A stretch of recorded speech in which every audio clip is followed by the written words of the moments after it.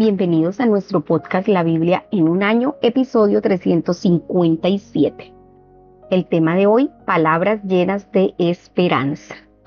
En la primavera de 2005, un joven llamado Clark, quien era un amigo íntimo del hijo de Bill Hybels, murió en un accidente automovilístico. Al ser bajado del ataúd a la tumba, todo lo que se podía oír en el entierro eran los sollozos de una familia cuyo corazón había sido desgarrado. El padre de Clark susurró a Bill mientras lloraba en su hombro: Bill, esto no puede acabar así. Por favor, no puede acabar así. Bill le preguntó si podía hacer una oración más. Dios puso en su mente palabras llenas de esperanza. Explicó que por causa de la resurrección y la fe, Clark en Cristo, él ya estaba en la presencia de Dios. Clark y su familia, junto con sus amigos, se habrían de reunir un día para toda la eternidad. Reflexionando acerca de aquel momento, Bill Hybels comenta: nuestro mundo se pregunta si la oscuridad y el mal prevalecerán para siempre, si aumentará la pobreza, si perdurará la violencia y la guerra, y seguirán rompiéndose los matrimonios, si seguirá la depresión robando la alegría de la gente, si tienen que acabar las cosas así. En Cristo es absolutamente seguro que no tendrán que acabar así. Somos administradores del único mensaje en el planeta Tierra que puede dar a la gente esperanza, que es lo que más necesitan sus corazones. Esperanza en que los pecados pueden ser perdonados, esperanza en que las oraciones pueden ser respondidas, esperanza en que pueden abrir puertas con oportunidades las cuales parecían cerradas, esperanza en que las relaciones rotas pueden ser reconciliadas, esperanza en que los cuerpos enfermos pueden sanarse, esperanza en que la confianza perdida puede ser restaurada, esperanza en que las iglesias muertas pueden resucitar. Nosotros, entre toda la gente, podemos reclamar esa esperanza y vivir en ella, irradiándola a los demás. Y debemos proclamar este mensaje de esperanza a todos aquellos a quienes Dios nos dé la oportunidad de influir. Ahora le pido que abra su Biblia en Salmos capítulo 146. Vamos a leer desde el verso 1 hasta el verso 10. Salmos capítulo 146, es todo el Salmo 146. Dice: así leemos en PDT, palabra de Dios para todos. Alabaré al Señor toda mi vida. Aleluya, con todo mi corazón alabo al Señor. Alabaré al Señor toda mi vida mientras yo esté vivo.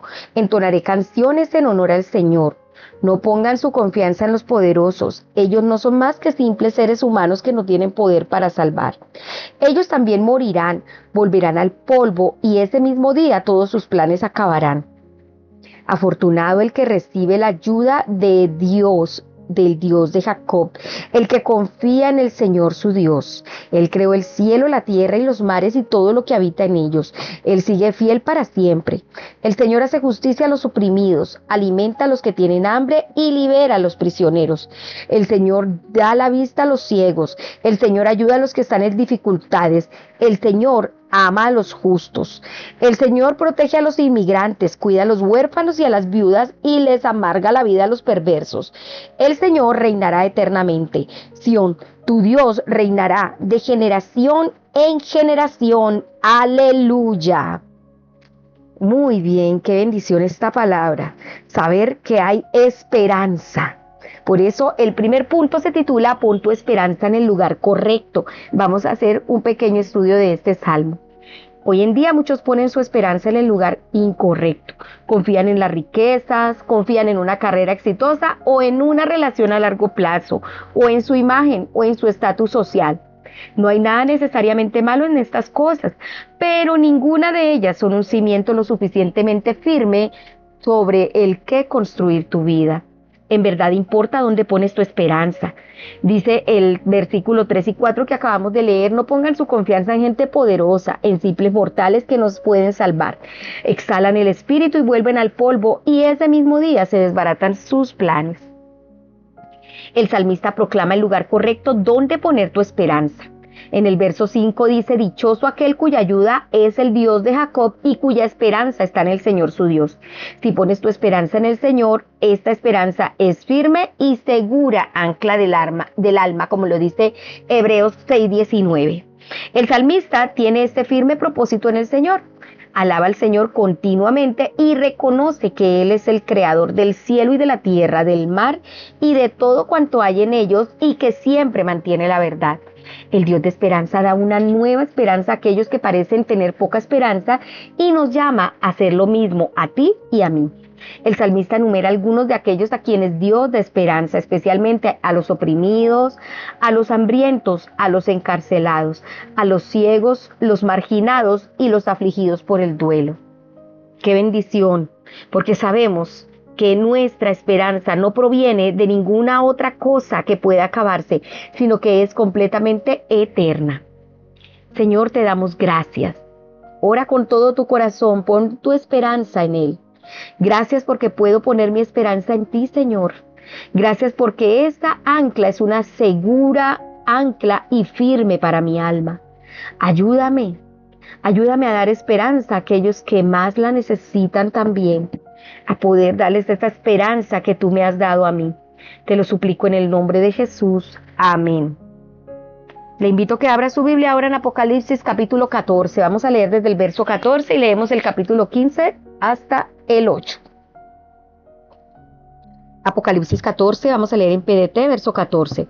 La cosecha de la tierra. Después vi una nube blanca sobre la que estaba sentado uno semejante al Hijo del Hombre. Tenía una corona de oro en su cabeza y en su mano una hoz afilada. Luego salió otro ángel del templo y le gritó al que estaba sentado en la nube: usa tu hoz y recoge la cosecha, pues ha llegado el tiempo de cegar y la cosecha de la tierra está madura. Entonces el que estaba sobre la nube pasó su hoz sobre la tierra y recogió la cosecha. Salió otro ángel del templo en el cielo y también tenía una hoz afilada.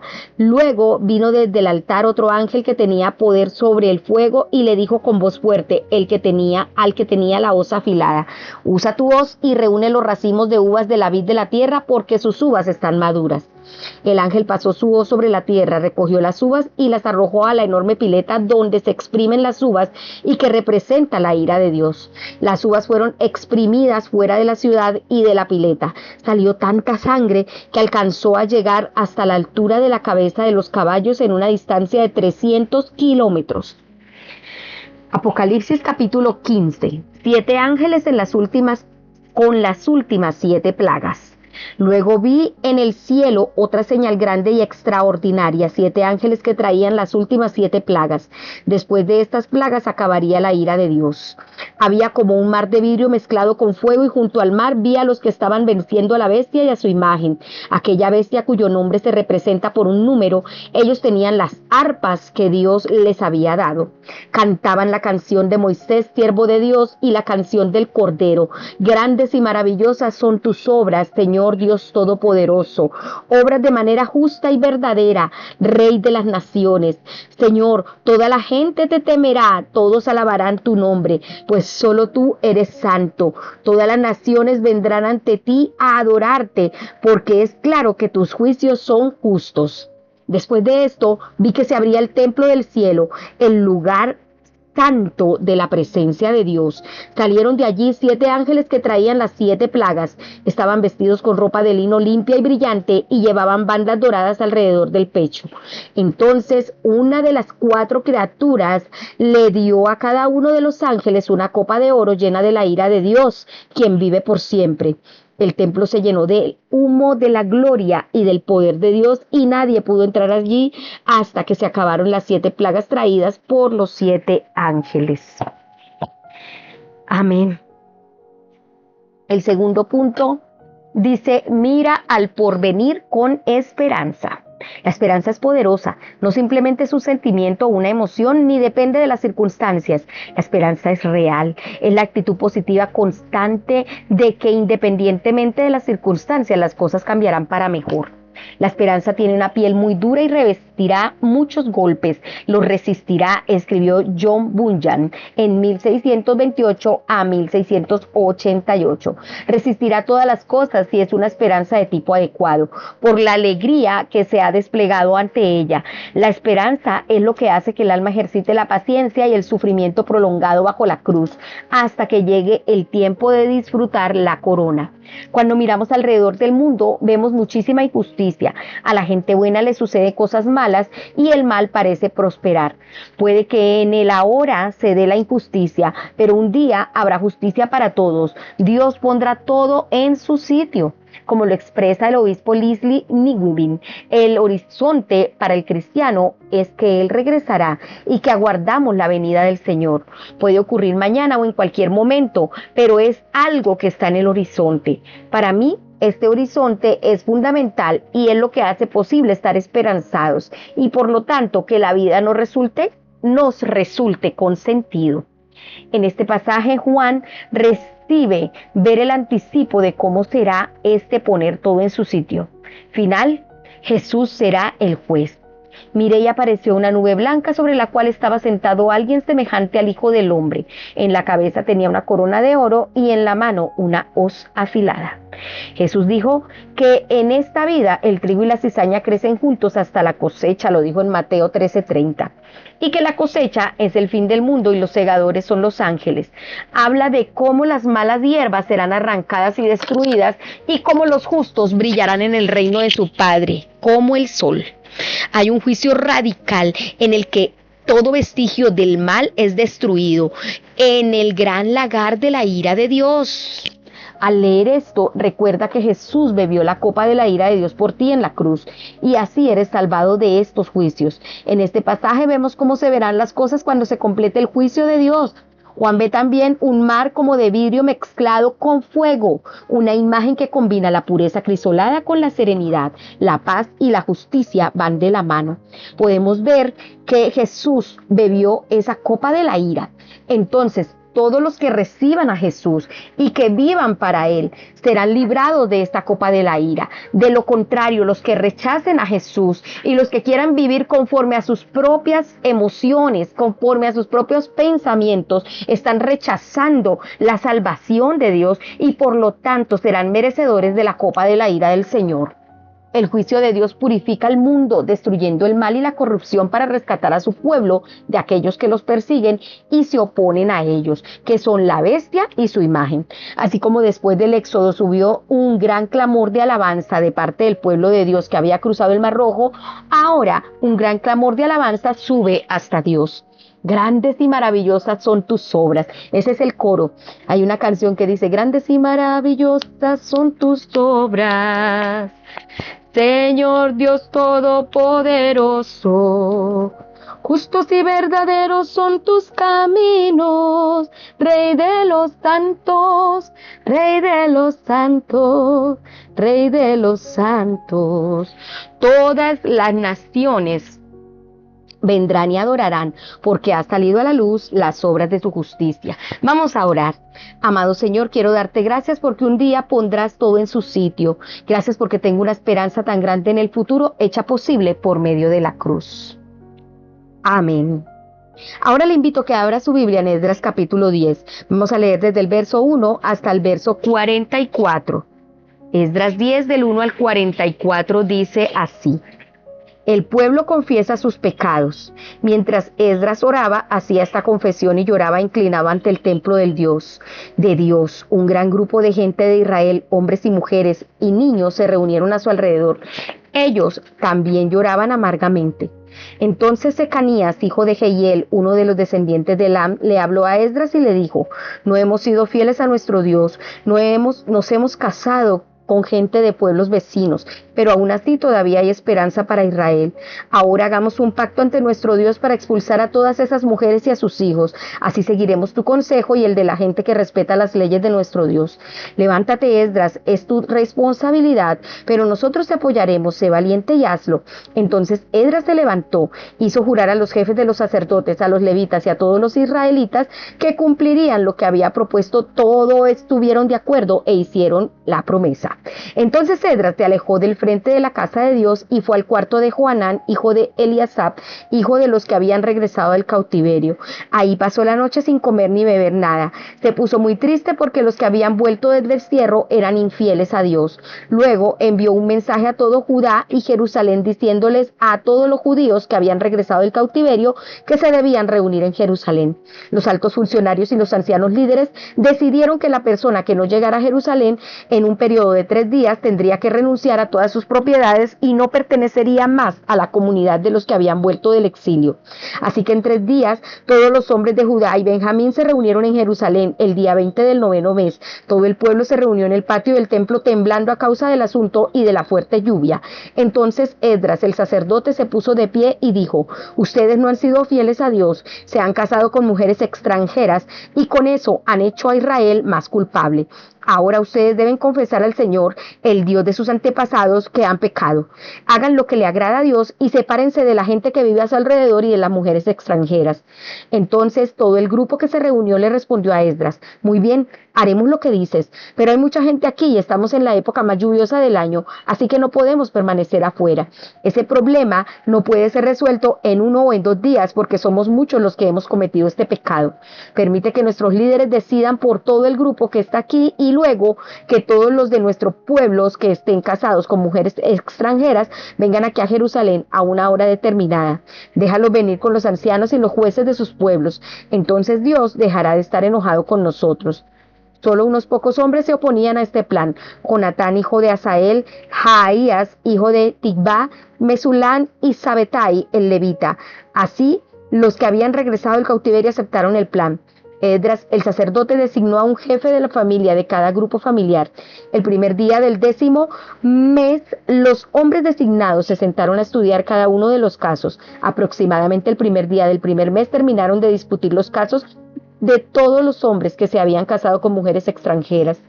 Los que se habían casado con mujeres extranjeras.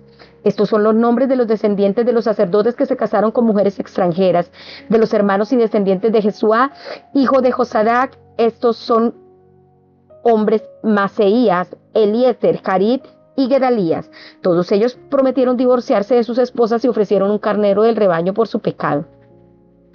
De los descendientes de Imer, Hananí y Zebadías. De los descendientes de Harín, Maseías, Elías, Semaías, Jehiel y Usías. De los descendientes de Pasur, Elioenai, Maseías, Ismael, Natanael, Josabad y Elisá. De los levitas, Josabad, Simí, Kelaías, también llamado Kelitá, Petaías, Judá y Eliezer. De los cantantes, Eliasib; de los guardias, Salún, Telén y Uri. De los demás israelitas, de los descendientes de Parós, Ramías, Jesías, Malquías, Mijamín, Eleazar, Malquías y Benaías. De los descendientes de Elán, Matanías, Zacarías, Jehiel, Abdí, Jeremot y Elías. De los descendientes de Jatú, Elioenai, Eliasib, Matanías, Jeremot, Sabat, Asisá. Y de los descendientes de Bebai, Joanán, Hananías, Sabai y Atlai. De los descendientes de Baní, Mesulán, Maluc, Adaías, Jasub, Yasub, Seal y Ramot. De los descendientes de Pahab Moab, Adná, Kelal, Benaías, Maseías, Matanías, Besalel, Binui y Manasés. De los descendientes de Harín, Eliezer, Isaías, Malquías, Semaías y Meón. Benjamín, Maluc y Semarías. De los descendientes de Jasún, Matenai, Matatá, Sabat, Elifelet, Jeremai, Manasés y Simí. De los descendientes de Baní, Madai, Amirán, Uel, Benaías, Bedías, Keluí, Banías, Meremot, Eliasib, Matanías, Matenai y Hasai. De los descendientes de Binui, Simí, Telemías, Natán, Adaías, Magnabenai, Sasai, Sarai, Azarel, Seremías, Semarías, Salún, Amarías y José. De los descendientes de Nebo, Jeyel, Matatías, Sabat, Tebiná, Hadau, Joel y Benaías. Todos estos hombres se habían casado con mujeres extranjeras y algunos de ellos tenían hijos con esas mujeres. Amén. Bueno, vamos al tercer punto, estudiando un poco Esdras. Nunca abandones la esperanza. ¿Alguna vez has sentido que has ido demasiado lejos, hecho algo demasiado a menudo o fallado demasiado estrepitosamente como para que Dios te perdone? Este pasaje está lleno de ánimo al recordarte que por mucho que lo hayas estropeado todo, todavía hay esperanza para ti. Secanías le dice a Esdras: pero todavía hay esperanza para Israel.